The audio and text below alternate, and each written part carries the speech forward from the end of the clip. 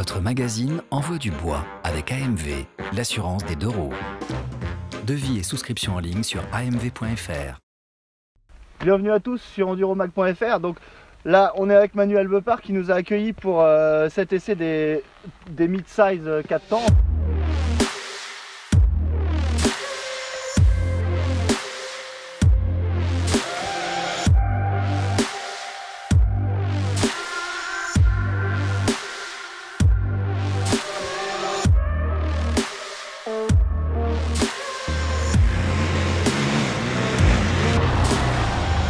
On va le faire dans l'ordre, on va commencer par la Honda par exemple. C'est quand même une moto dérivée de la moto de cross, on va dire.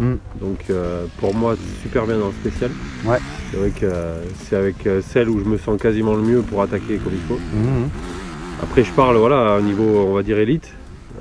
Ça ira pas forcément à des pilotes peut-être avec un niveau un peu en dessous. C'est quand même une moto rigide. Le moteur c'est déjà un peu en dessous des 3,5 puisqu'il y a 50 ou moins. Donc tu le sens un peu sur les bas régimes, tu vois, elle est un peu faiblarde. Mais après bon elle part bien, non, c'est quand même une bonne moto. Donc c'est une moto que tu conseillerais plutôt quand même à des gars qui veulent faire la ligue ou voilà. Ouais, et après déjà un petit niveau quand même. Bah disons qu'on l'a vu dans les chemins, sur la boucle, il y a quand même pas mal de cailloux, ce qu'on a fait hier. Et bah, c'est moins confortable qu'une KT, qu'une Husky, et on sent que ça tape, on sent que c'est rigide. C'est une moto pour aller vite en fait. KT et Husky, on va les mettre un peu les deux.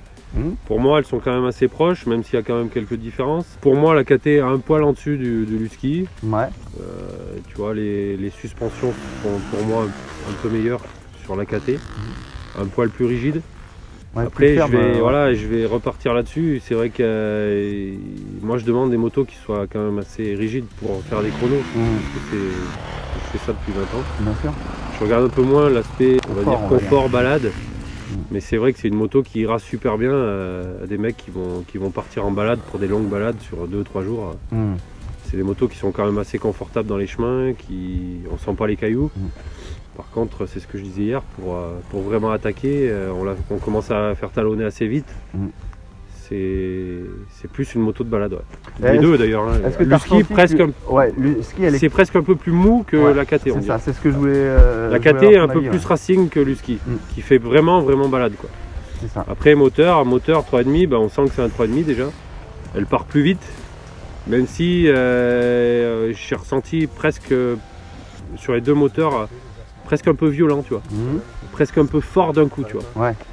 Tu veux dire que la puissance, 300 Sherco et Honda, un peu d'un coup en fait. Ouais, le bas est presque trop fort par rapport au régime, elle sature assez vite. D'accord. Une petite nouvelle, la Beta donc en version racing avec la fourche Kayaba devant, derrière c'est le même amortisseur que sur la standard, mais voilà c'est la nouveauté.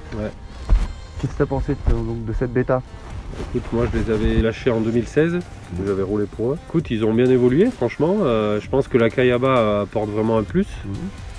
Même si j'ai l'impression que c'est un peu rigide quand même le tout. Sur les spéciales c'est très bien, sur les chemins c'est quand même assez rigide. On sent quand même beaucoup les cailloux, les racines.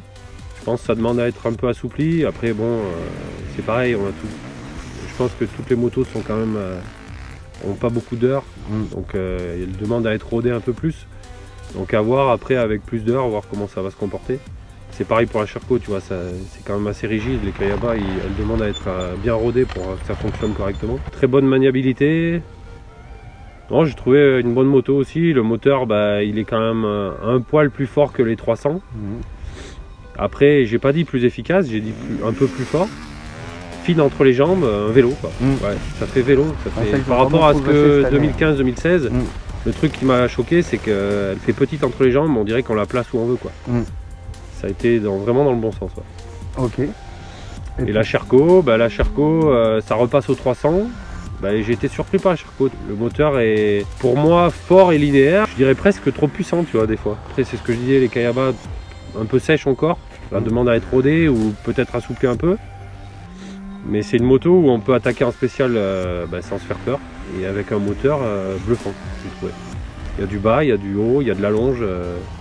Pour moi, sur les 3,5, je mettrais la Sherco un peu devant quand même. Parce que je trouve que c'est une moto polyvalente quoi. Ok, bah écoutez, je crois qu'on a fait le tour hein, avec donc un personnage d'expérience qui sait de quoi il parle. Allez, salut les gars. Ciao.